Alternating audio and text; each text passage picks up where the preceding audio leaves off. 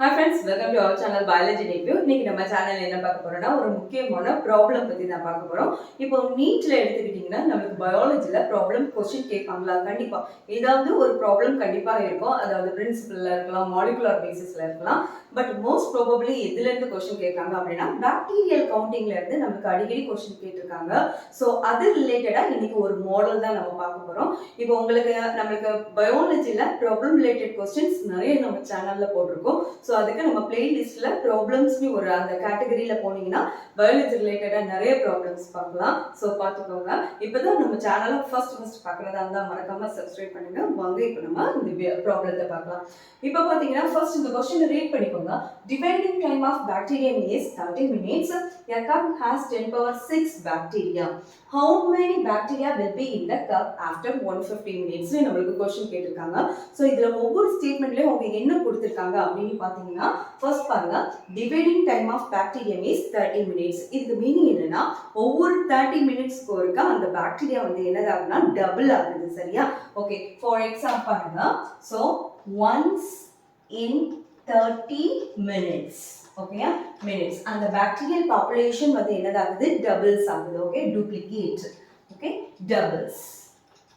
Okay, இப்போ ஒரு கப்ல வந்து எவ்வளவு பாக்டீரியம் இருக்கு? 10 power 6 பாக்டீரியா இருக்குதுன்னு நம்மளுக்கு சொல்லியிருக்காங்க. இப்போ how many bacteria will be in the cup after 150 minutes? இப்போ 150 மினிட்ஸ்ல ஒரு மினிட்ஸ்க்கு பிறகு நம்மளுக்கு எவ்வளவு பாக்டீரியா இருக்கும்னு கேட்டிருக்காங்க.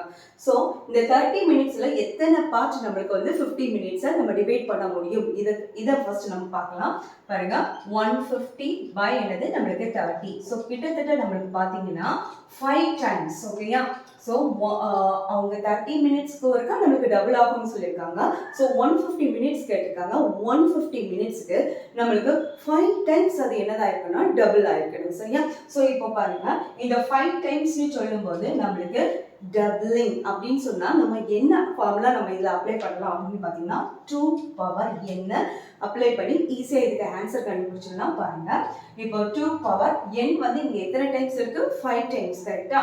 ஸோ 5 போட்டிங்கன்னா பாருங்க 2 into 2 into 2 into 2 into 2. Okay, so 2 2s are 4, 4 2s are 8, 8 2s are 16, 16 2s are நம்மளுக்கு தெரியும் 32. Okay, so 32 into 10 power 6. Okay, இப்போ பாருங்க 150 மினிட்ஸ்க்கு பிறகு அந்த கப்பில் எவ்வளோ இருக்கும்னா 32 into 10 power 6 நம்மளுக்கு வந்து பாக்டீரியா இருக்கும்.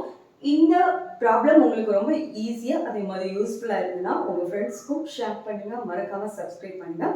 நாளைக்கு இன்னொரு வீடியோவில் மீட் பண்ணலாம். Until then, bye from Dr. D. Usha Arasu. Thank you.